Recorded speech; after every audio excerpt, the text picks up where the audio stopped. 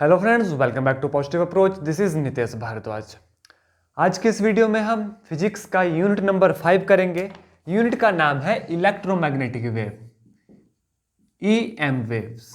बहुत ही important unit से रहने वाली है और यहाँ से भी जो है एग्जाम में बहुत ज़्यादा क्वेश्चन जो है पूछे जा सकते हैं। बहुत इंपॉर्टेंट क्वेश्चन जो है इलेक्ट्रोमैग्नेटिक वेव से बनते हैं। कौन सी यूनिट है? Unit number 5। कॉपी पेन निकाल लीजिए, जितने भी इंपॉर्टेंट की पॉइंट्स आप करवाऊंगा सारे के पॉइंट्स आप नोट डाउन कर लीजिएगा। किसी को पीडीएफ चाहिए किसी भी यूनिट की तो वो भी हमें हमारे व्हाट्सएप आईडी पे मैसेज कर सकता है। तो सबसे पहले तो देखिए ईएम वेव। ठीक है, ईएम वेव की जो ईएम का मतलब होता है, इसका मतलब है इलेक्ट्रोमैग्नेटिक वेव। किसने जो है इलेक्ट्रोमैग्नेटिक वेव की खोज की थी? तो ये की थी मैक्सवेल ने। ठीक है, किसने की थी? मैक्सवेल ने। मैक्सवेल ने कहा था इलेक्ट्रोमैग्नेटिक वेव के बारे में, और इन्होंने ही कहा था कि जो लाइट है हमारी सनलाइट, जो लाइट है वो भी क्या है? एक इलेक्ट्रोमैग्नेटिक वेव है। Light is an EM wave. तो ये आप नोट डाउन कर लीजिए, लाइट को इन्होंने इलेक्ट्रोमैग्नेटिक वेव कहा था। अब ईएम वेव जो होती है वो ट्रांसवर्स होती है नेचर में। जी हाँ, ट्रांसवर्स इन नेचर। नेचर में कैसी होती है EM wave? Transverse in nature. Transverse का क्या मतलब है?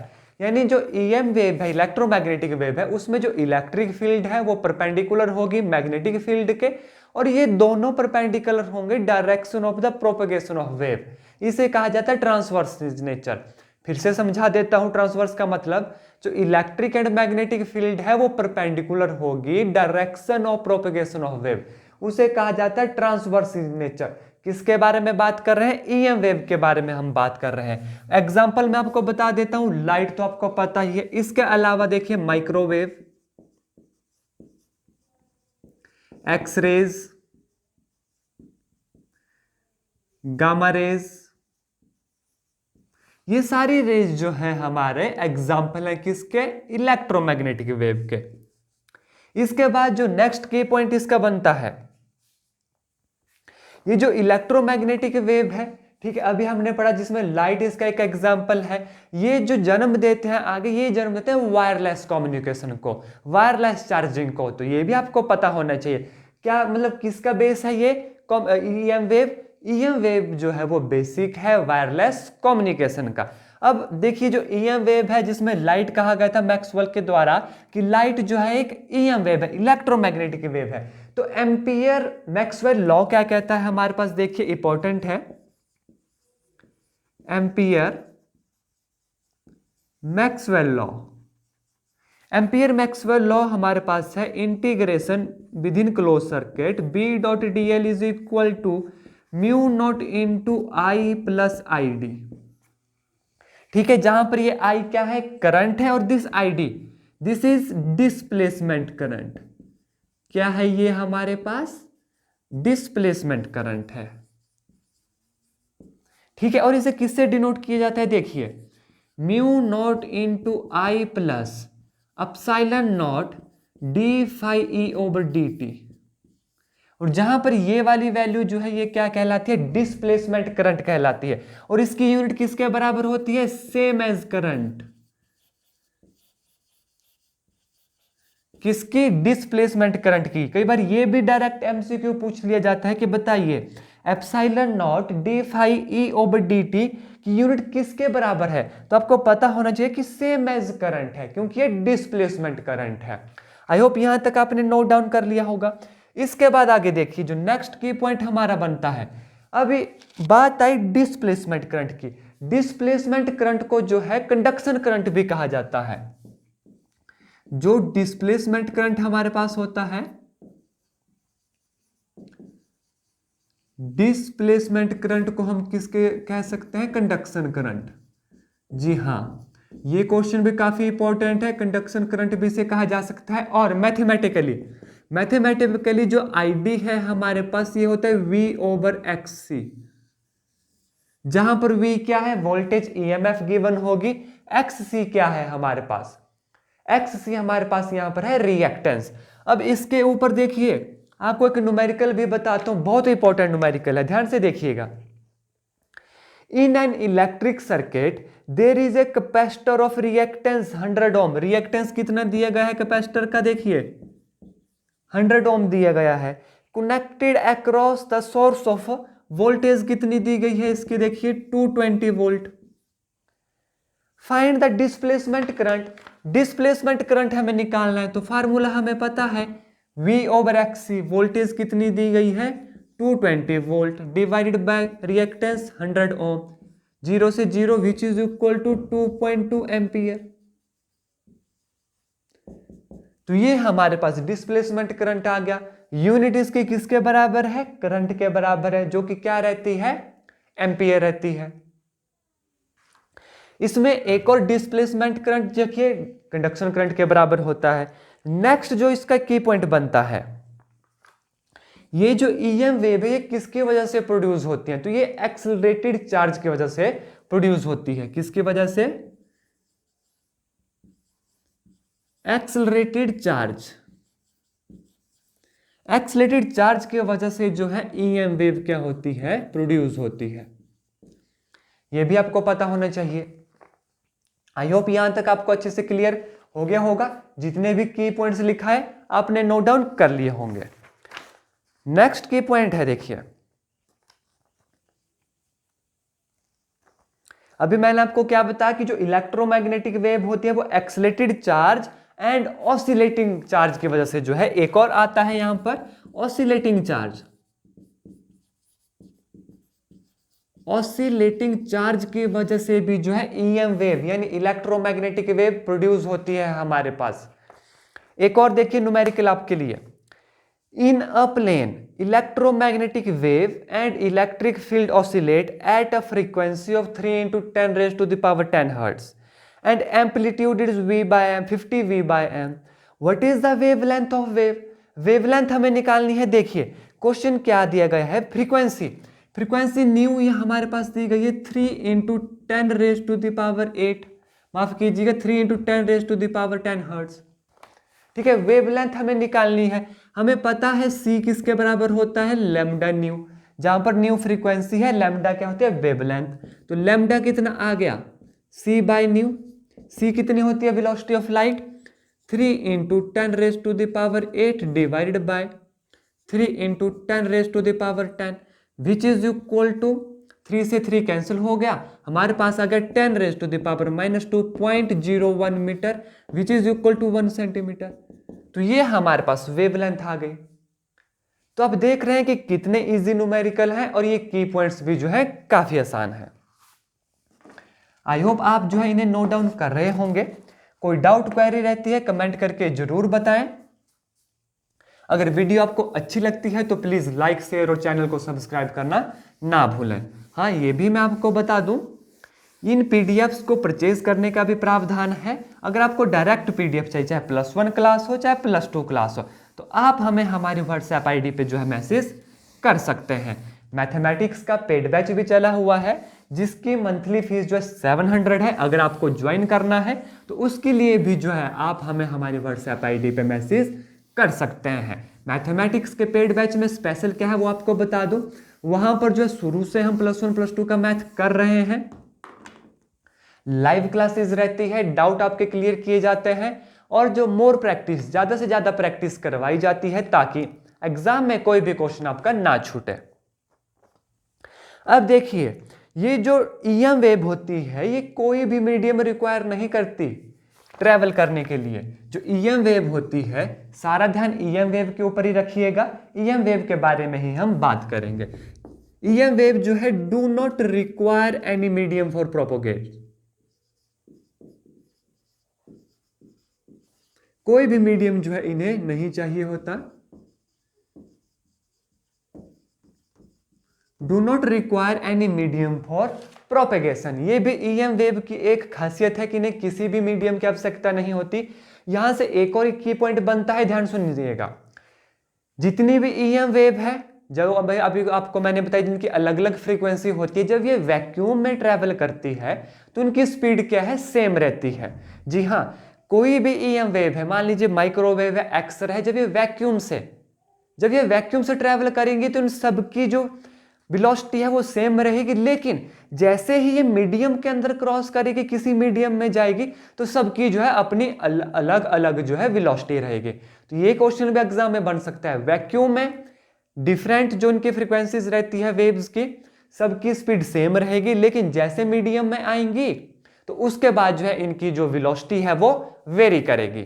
इसके बाद जो नेक्स्ट इंपॉर्टेंट की पॉइंट है हमारा, जो वेलोसिटी होगी, velocity of EM wave in dielectric is less, किससे लेस होगी? Then c, velocity of light से। जब ईएम वेव जो है किसी डाइलेक्ट्रिक में होंगी, ठीक है, डाइलेक्ट्रिक होगा वहां पर, तो वो उसकी जो वेलोसिटी है वो कम होगी एज कंपेयर टू सी। अभी भी जैसे मैंने आपको बताया, अगर मान लीजिए वैक्यूम में ट्रेवल करती है तो वेलोसिटी ऑफ लाइट से ट्रेवल करेगी। जैसे ही कुछ मीडियम इंट्रोड्यूस हुआ तो उनकी वेलोसिटी जो है वेरी करेगी, कम हो सकती है। जिस केस में जो है डाइलेक्ट्रिक के केस में ये कम होगी, किसी केस में जो है बराबर भी रह सकती है या ज्यादा भी हो सकती है। लेकिन वेलोसिटी ऑफ लाइट से ज्यादा अभी तक कोई वेलोसिटी है नहीं, तो ये मान के चलिए जब भी किसी भी मीडियम में जाएगी तो वैक्यूम से जो उनकी वेलोसिटी है हमेशा कम ही रहेगी, यानी सी से हमेशा कम रहेगी। और जो इलेक्ट्रोमैग्नेटिक वेव है ये एनर्जी भी कैरी करती है। जो ईएम वेव है हमारे पास, ईएम वेव कैरी एनर्जी किस फॉर्म में? In the form of electric field and magnetic field. इस फॉर्म में जो है ये देखिए, इलेक्ट्रोमैग्नेटिक वेव कैरी एनर्जी किस फॉर्म में? इलेक्ट्रोमैग्नेटिक फील्ड और मैग्नेटिक फील्ड के फॉर्म में जो है ये एनर्जी कैरी करती है। और मोमेंटम क्या रहता है इनका? मोमेंटम रहता है u बाय सी, जहां पर u क्या है? एनर्जी, एंड c क्या है? वेलोसिटी। यह है किसका? मोमेंटम ऑफ इलेक्ट्रोमैग्नेटिक वेव का, that is energy by velocity.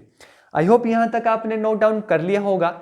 Next बहुत ही इंपॉर्टेंट की पॉइंट है light vector. Light vector is responsible for the optical effect in EM wave. आपको क्वेश्चन आ सकता है एग्जाम में कि बताइए जो ऑप्टिकल इफेक्ट है किसकी वजह से होता है? Optical effect in EM wave, this is due two of light vector. बहुत ही इंपॉर्टेंट एमसीक्यू है। जो ऑप्टिकल इफेक्ट रहता है ईएम वेव में वो होता है किसकी वजह से? लाइट वेक्टर की वजह से। आई होप यहां तक आपने नोट डाउन कर लिया होगा। इसके बाद देखिए, जो अभी मैंने आपको बताया, जो इलेक्ट्रोमैग्नेटिक वेव होती है डिफरेंट रेडिएशन की, वैक्यूम में सबकी स्पीड बराबर होती है। जैसे ही मीडियम आएगा तो स्पीड अलग अलग हो जाएगी। एक और इंपॉर्टेंट की पॉइंट रहता है कि cross product of E cross B, ये जो क्रॉस प्रोडक्ट होगा, ठीक है, ये क्या देगा? डायरेक्शन ऑफ इलेक्ट्रोमैग्नेटिक वेव का देगा। ये क्रॉस प्रोडक्ट हमें देगा डायरेक्शन ऑफ ईएम वेव। जी हां, जो क्रॉस प्रोडक्ट रहेगा ई एंड बी का, वो हमें प्रोवाइड करवाएगा डायरेक्शन किसकी? इलेक्ट्रोमैग्नेटिक वेव की। एक यहां पर इंपॉर्टेंट क्वेश्चन बनता है, जो रडार आपने सुना होगा, रडार सिस्टम। रडार सिस्टम में जिस ईएम वेव का यूज किया जाता है वो कौन सी होती है? माइक्रोवेव। रडार सिस्टम में माइक्रोवेव का यूज किया जाता है। एक और क्वेश्चन मेरे माइंड में आ रहा है जो इंपॉर्टेंट है, जो हम घर में टीवी देखते हैं, टीवी का जो हमें सिग्नल आता है इसकी फ्रीक्वेंसी क्या रहती है? तो ये रहती है 100 मेगाहर्ट्ज टू 200 MHz, ये इसकी फ्रीक्वेंसी रहती है टीवी की। और जो रडार सिस्टम है उसमें माइक्रोवेव का जो है यूज किया जाता है। अब देखिए नेक्स्ट एक इंपॉर्टेंट न्यूमेरिकल है, ठीक है। आज ही जो है ये ईएम वेव हमारा खत्म हो जाएगा, बहुत बड़ा चैप्टर नहीं है, ठीक है। नेक्स्ट देखिए, an electromagnetic wave, the amplitude of electric field is 10 volt per metre, frequency of wave is 5 × 10⁻14 hertz, find average energy density of electric field. पहले तो फॉर्मूला लिखिए किसका? एवरेज एनर्जी डेंसिटी का। एवरेज एनर्जी डेंसिटी का formula लिखिए, U is equal to half epsilon naught E square. ये जो है इसका फार्मूला रहता है half epsilon naught E square, ठीक है, किसका? एवरेज एनर्जी डेंसिटी का। अब देखिए न्यूमेरिकल में हमें गिवन है ई नॉट हमारे पास दिया गया है, ठीक है, ई नॉट हमें गिवन है कितना? 10 वोल्ट पर मीटर। अब देखिए ई नॉट है ये एम्पलीट्यूड वाली energy which is equal to 10, लेकिन हमें पता है ई किसके बराबर रहता है? ई नॉट ओवर √2 का होल स्क्वायर। ये प्रीवियस चैप्टर में मैंने आपको बताया हुआ है, ठीक है, which is equal to 1/2 into 10 square, ठीक है। जब हम यहां पर पुट करेंगे कितना आ जाएगा? 1/4 epsilon naught into 100 which is equal to 1/4 epsilon naught की वैल्यू कितनी होती है? 8.854 इंटू 10⁻⁻14 इंटू 100, माफ कीजिएगा -12 रहती है, ठीक है। इसे सॉल्व करिए, आंसर हमारे पास आ जाएगा। यहां पर कितना आएगा? 10⁻⁻10 और ये कितना आ जाएगा? सॉल्व कर लीजिए, 4 2 जार 8 0.4 2 जार 8.1 इंटू 10⁻⁻10। तो ये हमारे पास एनर्जी डेंसिटी आ गई 2.21 इंटू 10⁻⁻10, ठीक है। बस आपको इसका फार्मूला आना चाहिए, न्यूमेरिकल जो है इसका अपने आप सॉल्व हो जाता है। फिजिक्स में मैंने आपको पहले भी बताया है दोस्तों, न्यूमेरिकल इसके बहुत ज्यादा टिपिकल नहीं पूछे जाते, डायरेक्ट जो भी ये फार्मूलाज पढ़ते हैं डायरेक्ट फार्मूलाज के ऊपर जो है न्यूमेरिकल हमें एग्जाम में पुट हो जाता है।